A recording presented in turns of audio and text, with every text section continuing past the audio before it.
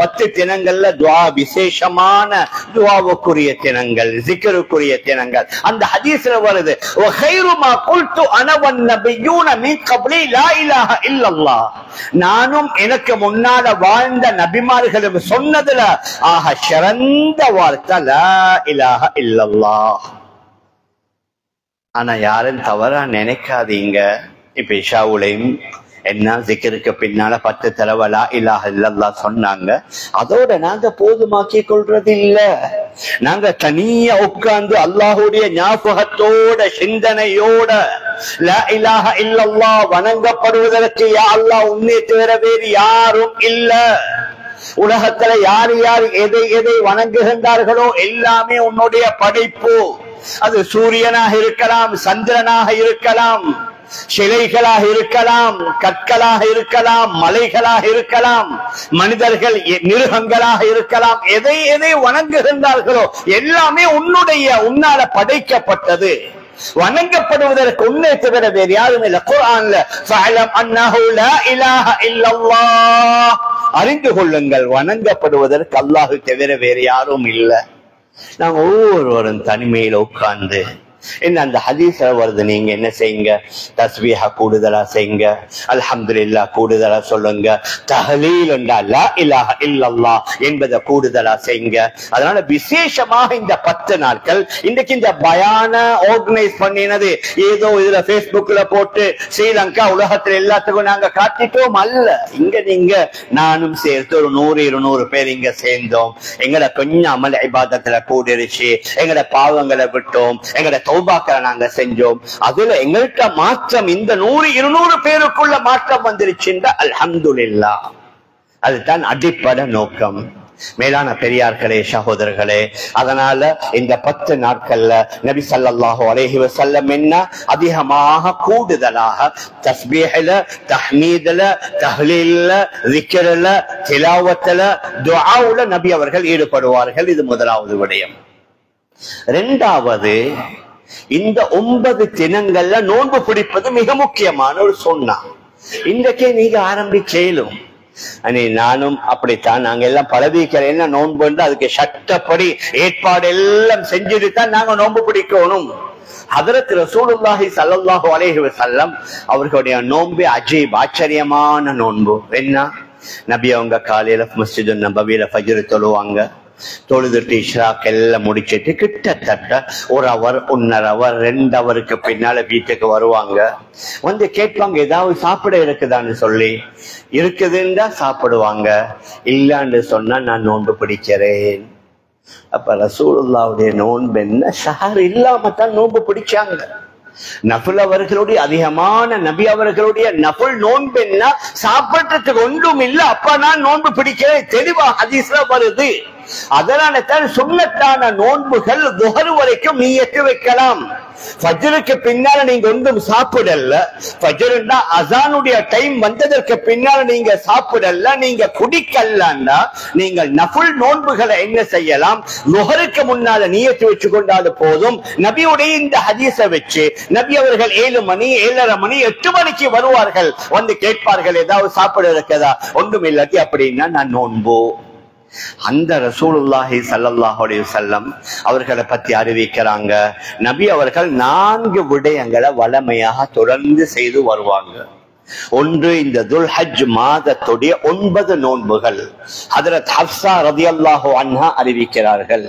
நஸாயில பதிவாகி இருக்கிற ஹதீஸ், முஸ்னத் அஹ்மதுல பதிவாகி இருக்கிற ஹதீஸ். 4 விடயங்கள்.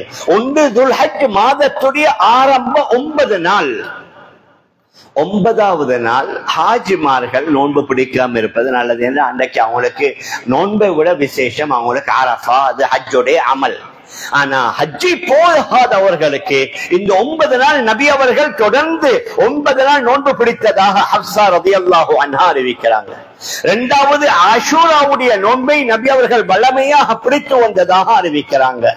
மூணாவது, ஹஜ்ரத் ரசூலுல்லாஹி ஸல்லல்லாஹு அலைஹி வஸல்லம் ஒவ்வொரு மாதமும் ஐயாமு தஷ்ரீக்குடைய 3 நாள், பிறை 13, 14, 15 வேற ரிவாயத்துகளை வருது திங்கள் வியாழன் அல்லது 13, 14, 15.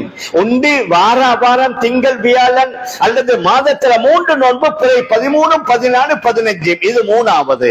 4வது ஃபஜ்ருக்கு முன்னால் உள்ள அந்த 2 ரகாத் ஹஜ்ரத் ரசூலுல்லாஹி ஸல்லல்லாஹு அலைஹி வஸல்லம் இதை தொடர்ந்து செய்து வந்ததாக ஹஜ்ரத் ஹப்ஸா ரலியல்லாஹு அன்ஹா அவர்கள் அறிவிக்கிறார்கள்.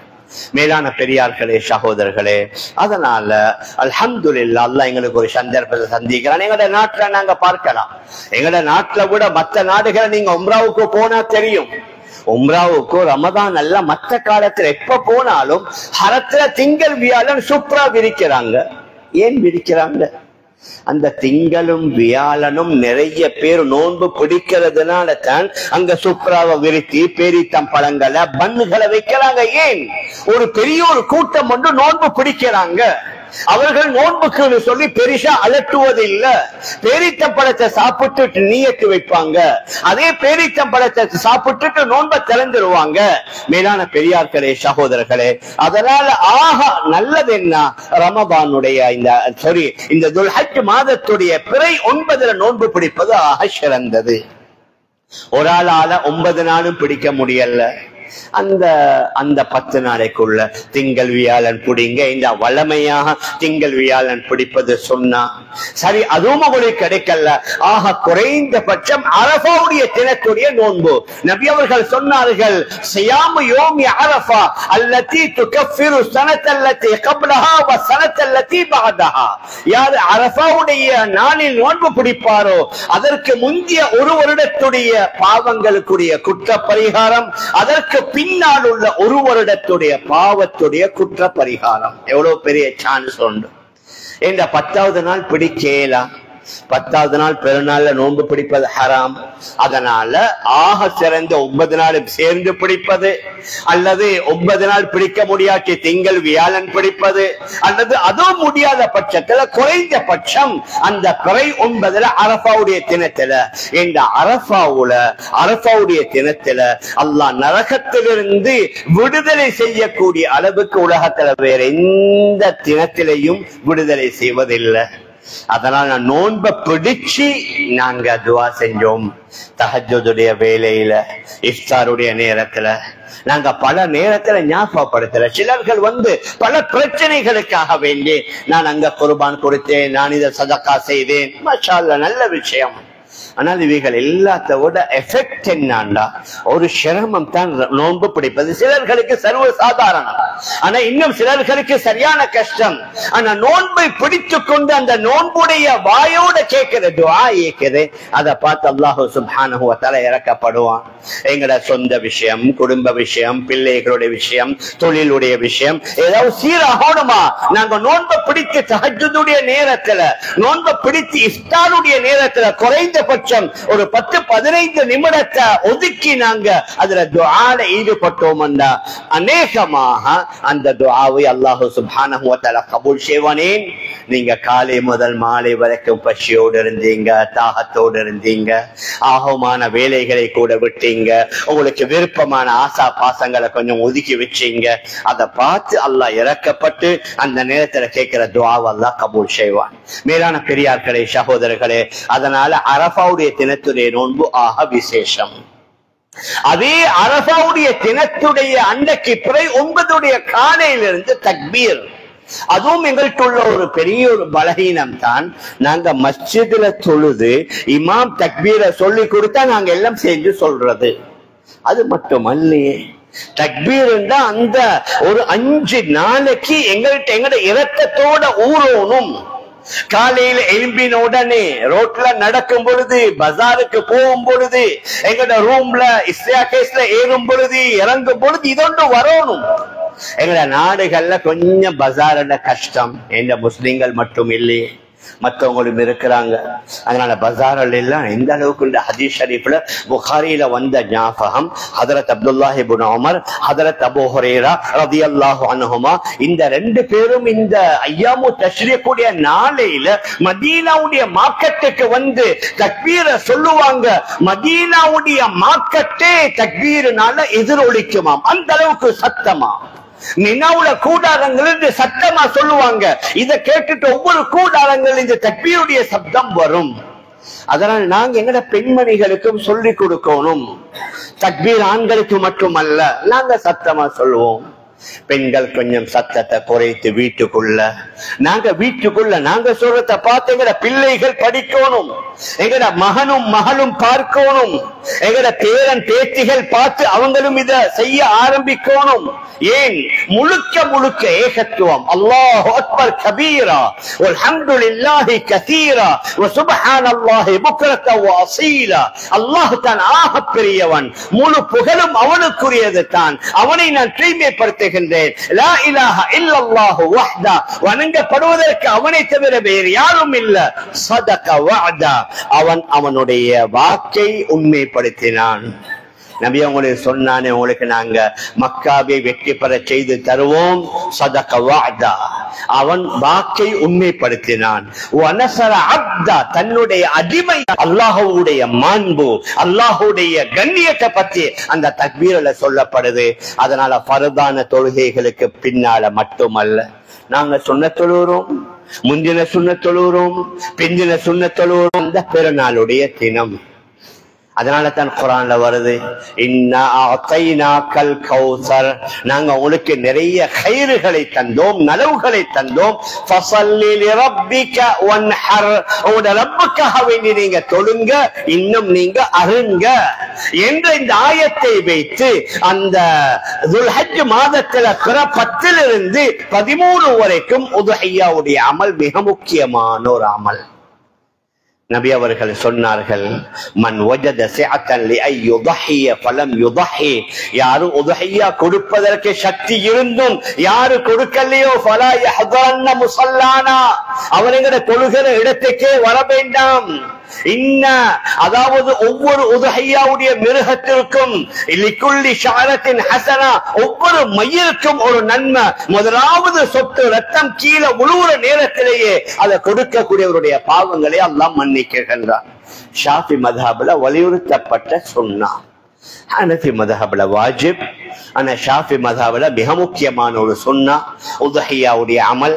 அதனால சந்தோஷமா திருப்தியாக அந்த அமல்கள்ல நாங்க ஈடுபடுவோம். அதுல நடக்கிற ஒரு சின்ன தவறு உண்டு தானே. இப்ப என்னன்னு சொன்னா, சில நேரத்துல என்ன செய்யறாங்க, வாங்க நீங்க வந்து மாட்ட அருங்க, 4 தொடைய நிறுத்தத்துக்கு பின்னால சல்லித்தாங்க.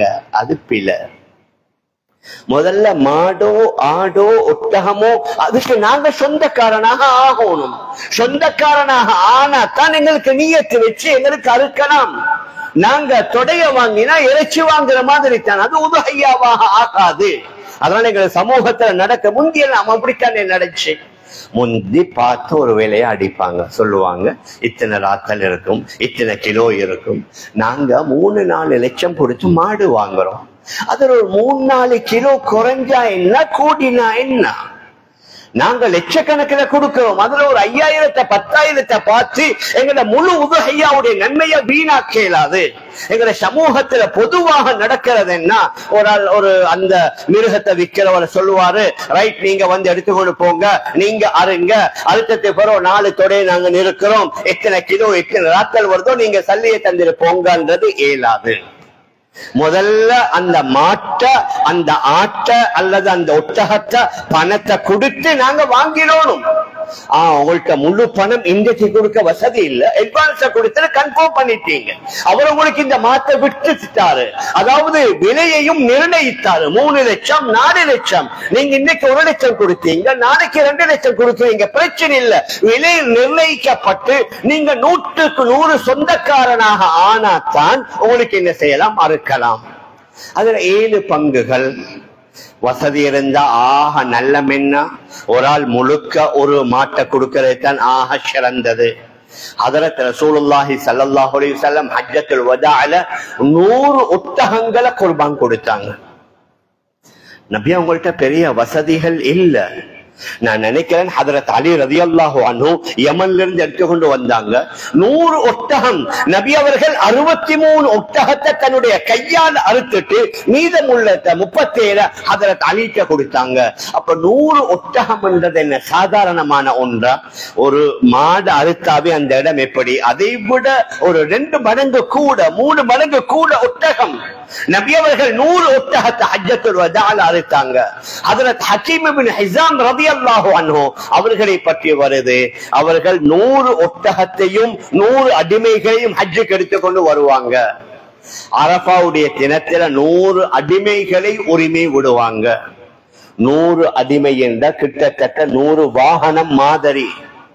ஒரே சபையில 100 வாகனத்தை கிஃப்டா கொடுக்கறாங்க லேஷா. 100 அடிமைகளை உரிமை விடுவாங்க.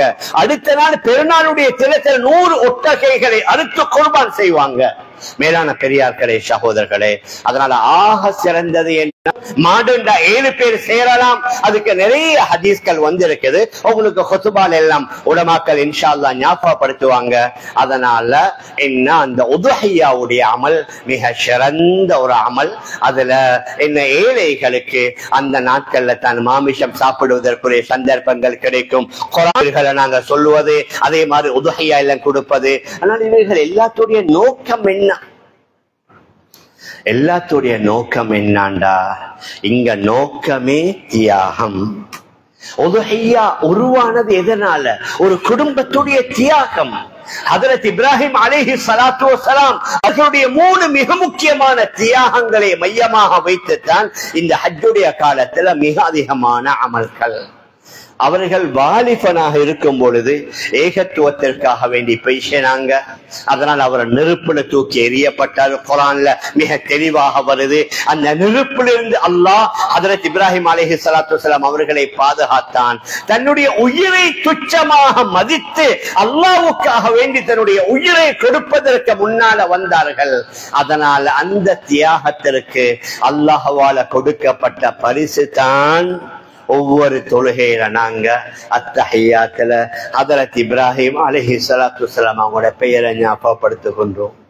اللهم صل على محمد وعلى ال محمد كما صليت على ابراهيم وعلى ال ابراهيم. கொஞ்சம் கணக்கிடுங்களே, நீங்களால கணக்கிடையிலுமா? எங்களுடைய இலங்கையில் உள்ள 20-22 லட்சம் முஸ்லிம்கள், இந்தியாவில் ஒரு 25-30 கோடி முஸ்லிம்கள், பாகிஸ்தான்ல 20 கோடிக்கு மேல, பங்களாதேஷ்ல 20 கோடிக்கு மேல, இந்தோனேஷியால 32 கோடிக்கு மேல, இப்படி உலகத்தில் உள்ள 200 கோடி மக்களும் அதுல தொழக்கூடியவர்கள் ஒரு நாளைக்கு எத்தனை தடவை ஹஜ்ரத் இப்ராஹிமுடைய பெயரை சொல்லுவாங்க? அப்ப ஒரு நாளைக்கு எத்தனை பில்லியன் கணக்கான தடவை ஹஜ்ரத் இப்ராஹிம் அலைஹிஸ்ஸலாத்து வஸ்ஸலாம் அவருடைய பெயரை சொல்லப்படுதுண்டா அதெல்லாம் அவருக்கு பேச்சு சேர்ற துஆ தான். ஏன் அந்த நபி ஹஜ்ரத் இப்ராஹிம் அலைஹிஸ்ஸலாத்து வஸ்ஸலாம் அல்லாஹ்வுக்காக வேண்டி தன்னுடைய உயிரை கொடுத்த தயாரானாங்க. அதுக்குரிய அல்லாஹ் பரிசத்தான் கியாமத் நாள் வரைக்கும் தொழுகையில அவருடைய பெயர் ஞாபகப்படுத்தப்படணும். இரண்டாவது, அவர்கள் அல்லாஹ்வுடைய உத்தரவுக்காக வேண்டி மனைவியையும் பச்சிளம் பாலகனையும் விட்டுட்டு போனாங்க மனித சஞ்சாரமற்ற இடத்துல. அதற்காக அல்லாஹ்வால கொடுக்கப்பட்ட கிஃப்ட் தான் அந்த ஜம்சம். அதுவும் எல்லை இல்லாத, முழு உலகத்திலிருந்து போறவங்க குடிக்கிறாங்க, கொள்றாங்க, இப்ப கடல்ல விற்கிறாங்க, முழு உலகத்துக்கு எக்ஸ்போர்ட் பண்றாங்க.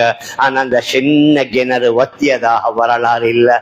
ஏன்? அது அவருடைய மனைவி, அவருடைய மகனுடைய தியாகம். மூணாவது, அவருடைய மகன் ஹஜ்ரத் இஸ்மாயில் அலைஹிஸ்ஸலாத்து வஸ்ஸலாம் அவர்கள் தன்னுடைய உயிரை கொடுக்க முன்வந்தாங்க.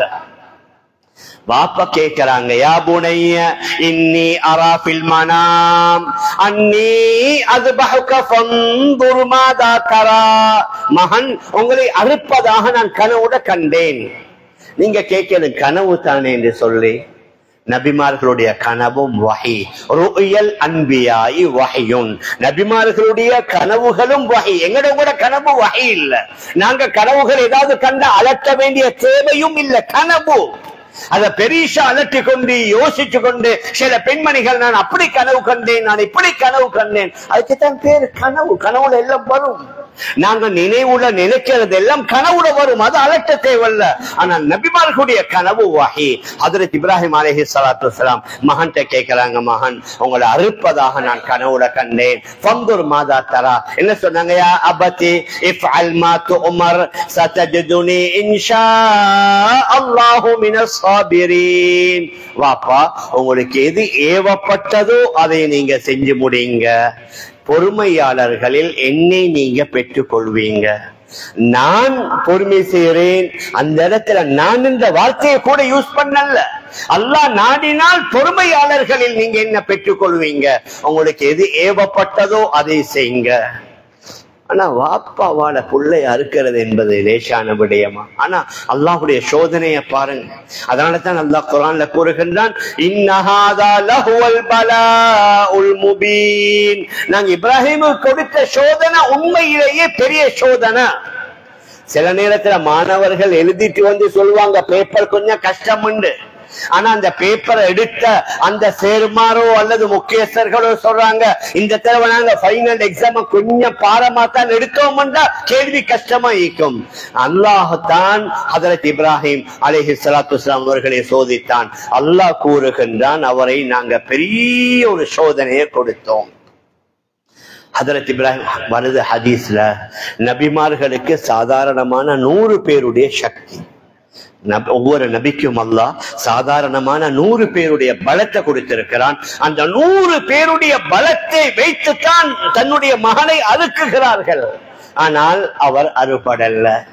இதுதான் அல்லாஹுடைய ஆக பெரிய ஒரு அன்பு இரக்கம். என்ன அடியார்கள்ட்ட அல்லாஹ் எதிர்பார்க்கிறான், நீங்க சில தியாகங்களை செய்ய முன்னால வரணும். அந்த தியாகங்களை செய்ய ஒரு அடி எடுத்து வச்சு வந்தீங்க. இப்ப அந்த தியாகத்தை செய்ய விடமாட்டான். அல்லாஹ் வேறொரு வழியில வந்து உங்களுக்கு இலகுவாக்கி தருவான். ஹஜ்ரத் இப்ராஹிம் அலைஹிஸ்ஸலாத்து வஸ்ஸலாம் மகனை கீழே படுக்க வைத்து குர்ஆன்ல வருது, ஃபலம்மா அஸ்லமா வதல்லஹு லில்ஜபீன். 2 பேருமே வழிபட்டு மகனை கீழே புரட்டி அவரை அறுக்க நேரத்தில் அந்த கத்தி அறுபடல்ல. குர்ஆன்ல தெளிவா வருது, வஃபதைனாஹு பிதுபஹின் அதீம். நாங்க சொர்க்கத்திலிருந்து ஒரு செம்மறியாட்டை அனுப்பி அவருடைய நேர்ச்சையை, அவருடைய அந்த கனவை நிறைவாக்க வைத்தோம் என்று குர்ஆன்ல வருது. அந்த ஒன்றுக்கு தான் இன்றைக்கு இந்த உதுஹையாவுடைய அமல். அரபு நாட்டுல, சவுதியில, மக்கால எத்தனை மில்லியன் கணக்கான ஆடுகள், அது எத்தனை ஆப்பிரிக்கா கண்டத்தில் உள்ள எத்தனை நாடுகளுக்கு போகுது, எத்தனை ஆயிரம் ஒட்டகம், எத்தனை ஆயிரம் மாடு, முழு உலகத்துல எத்தனை ஆயிரம் மிருகங்கள் இந்த ஒரு 3-4 நாளையில. அதனால நாட்டுடைய சட்டத்தையும் நாங்க மிச்சம் கவனமா ஃபாலோ பண்ணணும். இந்த எங்கட உதகையாவுடைய நாட்கள் அவங்களோட பொசன் லீவும் வருது. அரசாங்கம் என்னென்ன உத்தரவுகளை போட்டிருக்கிறாங்களோ அதை கண்டிப்பா நாங்க மதிக்கணும். அதுல நாங்க கவனம் செலுத்தணும். அதற்குரிய வழிகாட்டுதல்களையும் ஜமியத்துல் உலமா உங்களுக்கு தருவாங்க. அதனால நாங்க எதை சொல்ல வாரோம்டா, இந்த பிறை 10, பிற 11, பிற 12, பிற 13 இந்த 4 நாளைக்குள்ளால உலகத்தில் எத்தனை லட்சம் மிருகங்கள் அறுத்து குர்பான் கொடுக்கப்படுது என்றா அந்த ஹஜ்ரத் இஸ்மாயில் அலைஹிஸ்ஸலாத்து வஸ்ஸலாம் அவர்களுடைய தியாகம். மேலான பெரியார்களே, சகோதரர்களே, அதனால தீனுக்காக நானும் நீங்களும் நினைக்கணும் தியாகம். நாங்க எங்கட பஜார்ல கடையில வியாபாரம் செய்யும் போது ஏமாத்தரல்ல, யாருக்கு மோசடிகள் செய்யறல்ல, சிறிய விலைக்குள்ளத்த பெரிய விலைக்கு நாங்க விக்கிறல்ல, பழச புதுசின்னு சொல்லி கொடுக்கறல்ல. வியாபாரம் செய்யறவங்க நினைக்கணும், எனக்கு முன்னால் உள்ள தியாகம் இதுதான். நான் உண்மையாக, நேர்மையாக, நம்பிக்கையாக, நாணயமாக நான் எடுக்கிற பணத்திற்குரிய பொருளை பூர்த்தியா கொடுக்கணும். குர்ஆன்ல வருது, இல்ல அந்த கூட திஜாரத்தன் அந்தராதி மின்கும். வியாபாரம் நடக்கும் பொழுது 2 பேருடைய பொருத்தம் இருக்கணும். நீங்க ஒரு பொருளை கொடுக்கிறீங்க, வாங்குறவர் உண்மையில திருப்தி இல்லாம வாங்கினா அந்த வியாபாரம் அது 100க்கு 100 ஹலால் ஆகாது. சில வேளை 50%, 60%. நாங்க யாருக்காவது எதையாவது விற்கிறோமா, அவர் திருப்தியாக எங்கள்கிட்ட எடுக்கணும். திருப்தி இல்லாட்டி ஏல. குர்ஆன்ல மிக தெளிவாக வருது. அதனால வியாபாரம் செய்யறவர்களும் எங்கட வியாபாரத்தில் உள்ள தியாகம் என்ன, அவன் இவன் செய்யறான், பக்கத்து கடைக்காரன் செய்யறான், மாற்று மதத்தவன் செய்யறான், நான் அப்படி செய்யாட்டி எனக்கு பிசினஸ் நடக்காது, எனக்கு வியாபாரம் நடக்காது, எனக்கு கஸ்டமர்ஸ் பேஸ் இல்ல. அதை நாங்க நினைக்கணும், எங்களுக்குள்ள தியாகம் இதுதான். நான் முஸ்லிம், நான் இஸ்லாத்தை படித்தவன், தீனுடைய அடிப்படையில வாழ்றேன். நான் சட்டப்படி முறைப்படி நான் யாரையும் ஏமாத்துறல்ல. வார கஸ்டமர் ஏமாத்துறோம் இல்ல, அரசாங்கத்தை ஏமாத்துறோம் இல்ல, கஸ்டமருக்கு பொய் சொல்றோம் இல்ல, அரசாங்கத்துக்கு பொய் சொல்றோம் இல்ல. நான் நேர்மையா நான் செஞ்சா எனக்கு ப்ராஃபிட் கொஞ்சம் தான். ஆனா அந்த கொஞ்சம் ப்ராஃபிட்ல அல்லாஹ் பரக்கத்தாக்கி வைப்பான். மேலான பெரியார்களே, சகோதரர்களே, அதனால வியாபாரியாக இருக்கலாம் அல்லது ஒர்க் பண்றவங்களாக இருக்கலாம், எங்களுக்குள்ள முஜாஹதா என்ன? நான் எனக்கு 8 ஹவர்ண்டா, எனக்கு 10 ஹவர்ண்டா, அந்த 10 ஹவர் முழுமையா அந்த கம்பெனிக்கு கொடுக்கணும், அந்த பொஸ்ஸுக்கு கொடுக்கணும், அந்த நிறுவனத்திற்கு கொடுக்கணும். அதுல நான் குறைவு செய்யலாம். 8 ஹவர்ஸ் 10 ஹவர்ஸ் பூர்த்தியா கொடுத்தா தான் நான் எடுக்கிற சம்பளம். நாங்க நினைக்கணும் எனக்குள்ள முஜாஹதா இதுதான். இந்த அநேகமாக மற்றவர்களை கம்பேர் பண்ணுவாங்க இல்ல, அடுத்தவர்களை பார்த்து நாங்க எங்களை திருப்திப்படுத்தலாம். நாங்க ரப்பத்தான் சந்தோஷப்படுத்தணும், ரப்பத்தான் திருப்திப்படுத்தணும். அதனால பொஸ்ஸாக இருக்கலாம், முதலாளியாக இருக்கலாம், தொழிலாளியாக இருக்கலாம், ஃபேக்டரியில உற்பத்தி பொருட்கள் உற்பத்தி செய்யறவராக இருக்கலாம். அதுல எப்படியான குவான்டிட்டி, எப்படியான குவாலிட்டிய நாங்க மெயின்டைன் பண்ணணும். எங்களுக்கு அரசாங்கத்தால வேற வழிகளால் எங்களுக்கு சொல்லப்பட்டிருக்கிறதோ அந்த குவாலிட்டி அதை நாங்க மெயின்டைன் பண்ணணும். அதே மாதிரி தான் பெண்களோட தொழில் செய்யறவங்க, வியாபாரம் செய்யறவங்க, அவங்க நினைக்கணும் இதுல நான் ஹராம் ஹலால். பெண்களோட உறவாடுறது, பேசுறது, கதைக்கிறது, அவர்களோடு தவறாக நடக்கிறது, இதெல்லாம் ஆக பெரிய பாவம். அதனால எனக்குள்ள முஜாஹதா என்ன? நான் இஸ்லாமிய முறைப்படி. மேலான பெரியார்களே, சகோதரர்களே, நான் எதை சொல்லி கொண்டு வாரேன் என்று சொன்னா, இந்த 10 நாளோட எங்கட விஷயம் முடியறல்லே. லைஃப் டைம் நாங்க அல்லாஹு ஆலம் எவ்வளவு காலம் எங்களை இந்த உலகத்துல வாழ வைப்பானோ தெரிய, அந்த காலம் எல்லாம் அல்லாஹ் விரும்புகின்ற மாதிரி வாழணும், தியாகத்தோட வாழணும். காலையில ஃபஜ்ருக்கு எழும்பி மஸ்ஜிதுக்கு வாரது ஆக பெரிய தியாகம். இரவேல நேர காலத்தோட படித்தாத்தான் மஸ்ஜிதுக்கு வரலாம். நாங்க ஃபஜ்ருக்கு வந்து ஜமாஅத்தோட நாங்க தொழுகிறோம் அல்லாஹ்வுடைய பாதுகாப்புல. நாங்க சில வருஷங்களுக்கு முன்னால யூஎஸ்ல ஜமாத்துல வேலை செஞ்சு கொண்டிருக்கிறோம். அநேகமா புளோரிடால ஒரு பள்ளியில வேலை செஞ்சு கொண்டிருக்கிறோம். காலையில ஃபஜ்ர் தொழுதற்கு பின்னால ஒரு 6:30-7 மணிக்கு மாதிரி சில யங்ஸ்டர்ஸ் ஆண்களும் வராங்க, சில பெண்மணிகளும் வராங்க. ஆண்கள் வந்து ஒரு ரூமுள்ள போறாங்க, பெண்மணிகள் யங் பெண்மணிகள் அவங்க கேர்ள்ஸ் வந்து அவங்க இன்னொரு ரூமுள்ள போறாங்க. அப்ப அந்த பள்ளி ஹசரத்துல நான் கேட்டேன், இது என்ன இவங்க சொன்னாங்க, இந்த ஆண்கள் எல்லாம் போன ரூம்ல ஒரு ஹாஃபிஸ் இருக்கிறாரு, அவர்கிட்ட இவங்க எல்லாம் ஹிஃப்து பண்றாங்க. இந்த ரூமுக்கு ஒரு பெண் ஹாஃபிதா இருக்கிறா, அவங்கள்ட்ட இந்த கேர்ள்ஸ் ஹிஃப்து பண்றாங்க. காலையில 10-11 மணிக்கு மாதிரி அந்த ஆம்பளை பிள்ளைங்க எல்லாம் வெளியில வந்து அவங்களோட கொண்டு வந்து அந்த பிரேக்ஃபாஸ்ட், அந்த ஸ்நாக்ஸ் அவங்க சாப்பிட்டுட்டு ஒரு ½ மாதிரி ஒரு பிரேக் கொண்டு எடுத்துட்டு மறுக்க போனாங்க. நான் ஹசரத்துல கேட்டேன், இது என்ன? இப்ப அவங்களோட ஹோம் ஸ்கூல், அவங்க ஆன்லைன்ல என்ன செய்யறாங்க, படிக்கிறாங்க. நான் கேட்டேன், இவங்க ஸ்கூல் போற இல்லையா? சொன்னாரு ஹசரத் இல்ல, இவங்க எல்லாமே கூட வாப்பமார் கொஞ்சம் உள்ளவங்களோட கவனமா வளர்க்கணும்னு சொல்லி காலையில ஒரு 3 ஹவர் 4 ஹவர் குரானு கொடுக்கறாங்க. அதற்கு பின்னால ஹோம் ஆன்லைன் ஸ்கூல் படிக்கிறாங்க. வருஷ கடைசியில எக்ஸாம் எழுத மட்டும் அந்த பகுதியில் உள்ள ஸ்கூல்ல உள்ள ஹெட் மாஸ்டரோட பேசி அங்க போய் எக்ஸாம் அவங்க எழுதிட்டு வருவாங்க. அங்க ஃபுல் டைம் படிக்கிற மாணவர்களை விட இவங்க பெருபேறுகள் நல்ல. அதே மாதிரி தான் இந்த பெண்மணிகள் அங்க ஃபுல் டைம் படிக்கிற அந்த கேர்ள்ஸை விட இங்க குர்ஆனுக்கு கொடுக்கிற இந்த பெண்மணிகளுடைய பெருபேறுகள் நல்ல. ஏன்? குர்ஆனு டைம் கொடுக்கறாங்க, ஃபஜ்ர் தொழுறாங்க. ஹதீஸ்ல வருது, மன் ஸல்ல சுப்ஹ ஃபீ ஜமாஅத்தின் ஃபஹுவ ஃபீ திம்மத்தில்லாஹ். யார் ஃபஜ்ருடைய தொழுகையை ஜமாஅத்தோட தொழுவாரோ அவர் அல்லாஹ்வுடைய பாதுகாப்புல. எல்லா வகையான ஆபத்துகள், ஆக்சிடென்ட்கள், அதாவது வேற விதமான பிரச்சனைகள், திருடர்கள், கொள்ளையர்கள் எல்லாத்திலிருந்து இன்ஷா அல்லாஹ் அல்லாஹ் பாதுகாப்பான். ஃபஜ்ருடைய தொழுகையை ஜமாஅத்தோட தொழுதா. மேலான பெரியார்களே, சகோதரர்களே, அதனால வெறும் இந்த 10 நாளோட எங்களோட அமல்களுக்கு முற்றுப்புள்ளி வைக்கிறல்ல, நான் இறுதியாக சொன்னேனே, எங்களோட லைஃப் எல்லாம் அல்லாஹ்வோட இஸ்லாத்திற்காக தீனுக்காக ஏதாவது ஒரு அடிப்படையில நாங்க தியாகம் செஞ்சோம்னா அந்த தியாகத்தை அல்லாஹ் வீணாக்க மாட்டான்.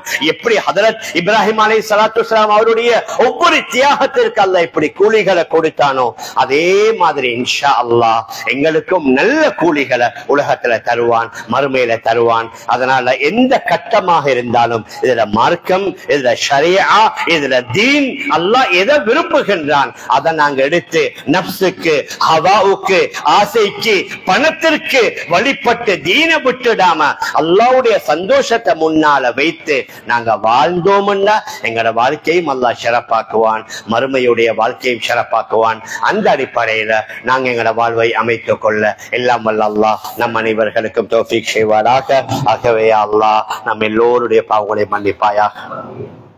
நம்மை பெற்று வளர்த்து இந்த இடத்தை இந்த நிலைக்கு கொண்டு வந்து சேர்த்த எங்களுடைய அன்பிற்குரிய பெற்றோர்களுடைய பாவங்களை மன்னிப்பாயாக. அவர்களில் யார் யாரெல்லாம் வாழ்ந்து கொண்டிருக்கிறார்களோ யா அல்லாஹ் அவர்களுடைய ஆயுளை நீழ்த்தி வைப்பாயாக, நல்ல ஆரோக்கியத்தை கொடுப்பாயாக. யார் யாரெல்லாம் மரணித்து மண்ணறைகளில் வாழ்கிறார்களோ யா அல்லாஹ் அவருடைய கபர்களை ஒளிமயமாக ஆக்கி வைப்பாயாக, அவருடைய கபர்களை சுவர்க்கத்தின் பூங்காவனமாக ஆக்கி வைப்பாயாக. கடந்த காலங்கள் எங்களோட வாழ்ந்த பல நண்பர்கள், எங்களோட உறவினர்கள், எங்களை தெரிந்தவர்கள் பலர்கள் சின்ன சின்ன வயதிலேயே இறந்து விட்டார்கள். யா அல்லாஹ் நீ அவர்களையும் புரிந்து கொள்வாயாக, அவருடைய கபர்களை முழுமையாக ஆக்கி வைப்பாயாக. யா அல்லாஹ் இதோ ஹஜ் மாதத்துடைய முதலாவது தினத்திலே இருக்கிறோம். யா அல்லாஹ் ஆசையோட வந்தோம். யா அல்லாஹ் விருப்பத்தோடு இந்த இடத்திலே அமர்ந்தோம். யா அல்லாஹ் இந்த 10 நாட்களையும் அதற்கு பின்னால் உள்ள தினங்களையும் நீ விரும்புகின்ற மாதிரி நல்ல அமல்ல கழிக்க நீ நம் எல்லோருக்கும் தௌஃபீக் செய்வாயாக. நல்ல ஆசை ஆர்வங்களை தந்திருவாயாக, நல்ல விருப்பங்களை தந்திருவாயாக. எங்களுக்குள்ள பிரச்சனைகளை நீக்கி வைப்பாயாக, சிக்கல்களை அகற்றி வைப்பாயாக. நோயாளிகளுக்கு நல்ல சுகத்தை கொடுப்பாயாக. வழக்குகளில், வம்புகளில், பிரச்சனைகளில் மாற்றி இருக்கிறவர்களுக்கு அதற்கு விமோச்சனத்தை கொடுப்பாயாக. ஹலாலான சம்பாத்தியம், ஹலாலான வருமானத்தை தருவாயாக. சகல விதமான ஹராம்களை விட்டும் பாதுகாப்பாயாக. எந்தெந்த குடும்பத்தில் பிரச்சனையுடன் கணவன் மனைவி வாழ்ந்து கொண்டிருக்கிறார்களோ யா அல்லாஹ் அவர்களுக்குரிய பிரச்சனைகளையும் நீ நீக்கி வைப்பாயாக, சிக்கல்களை அகற்றி வைப்பாயாக. விசேஷமாக பிலஸ்தீனத்தில் வாழக்கூடிய உறவுகள் யா அல்லாஹ் கிட்டத்தட்ட 2 வருடமாக போகின்றது. யா அல்லாஹ் அங்கே சீக்கிரமாக யுத்த நிறுத்தம் ஏற்படணும். யா அல்லாஹ் அவர்கள் பழைய நிலைக்கு திரும்பி வரணும். யா அல்லாஹ் இதற்கு பின்னாலும் தலை நிமிர்ந்து கண்ணியமாக வாழணும். யா அல்லாஹ் யா அல்லாஹ் அந்த சியோனிச உன்னுடைய விரோதிகள் யா அல்லாஹ் அவர்களுக்கு நீ முடிவு கட்டுவாயாக. இன்னும் ஆணவத்துடன் அவர்கள் தலை கணத்துடன் அவர்கள் துள்ளி குதித்துக் கொண்டிருக்கிறார்கள். யா அல்லாஹ் அவர்களுக்கு நீ முடிவு கட்டுவாயாக, உன்னுடைய குதிரத்தை காட்டுவாயாக. அங்கே வாழக்கூடிய நம்முடைய உறவுகளை நீ பாதுகாப்பாயாக. நாட்டுடைய நிலைமையை சீராக்கி வைப்பாயாக. எல்லா இன மத மக்களுடன் சகவாழ்வுடன் வாழக்கூடிய நல்ல சூழலை ஏற்படுத்தி வைப்பாயாக. நீதமான நேர்மையான நல்ல தலைவர்களை, அரசியல்வாதிகளை கொண்டு வந்து சேர்ப்பாயாக. எல்லா விதமான பொய், பித்தலாட்டம், ஊழல்வாதிகளை விட்டும் இந்த நாட்டை நீ சுத்தப்படுத்துவாயாக. ஹஜ்ஜுக்கு சென்றவர்களை நீ பாதுகாப்பாயாக. அவர்களுடைய ஹஜ்ஜுடைய அனைத்து அமல்களை அழகான முறையிலே செய்து முடிக்க நீ உதவி செய்வாயாக.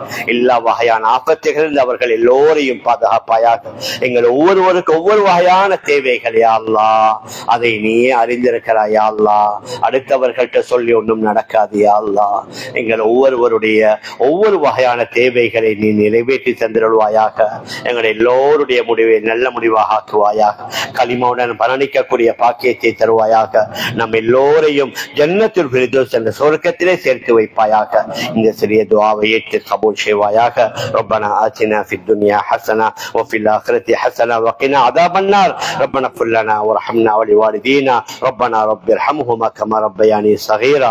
வ ஸல்லல்லாஹு வஸல்லம் அலா சய்யிதினா முஹம்மதின் வ ஆலிஹி வ ஸஹ்பிஹி அஜ்மஈன். சுப்ஹான ரப்பிக ரப்பில் இஸ்ஸத்தி அம்மா யஸிஃபூன் வ ஸலாமுன் அலல் முர்ஸலீன் வல்ஹம்துலில்லாஹி ரப்பில் ஆலமீன். ஜஸாக்குமுல்லாஹு கைரா. சுப்ஹானல்லாஹி பிஹம்திஹி சுப்ஹானக்கல்லாஹும்ம பிஹம்திக் நஷ்ஹது அன் லா இலாஹா இல்லா அன்த நஸ்தக்ஃபிருக